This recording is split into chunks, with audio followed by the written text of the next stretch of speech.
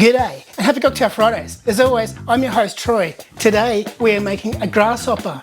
This is a viewer request from Sophie.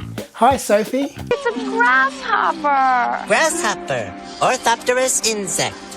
This recipe calls for creme de menthe, white creme de cacao, thickened cream, and some minty fresh minty mint. Add ice into a shaker, then add 30 ml of creme de menthe, 30 ml of creme de cacao, and 30 ml of cream.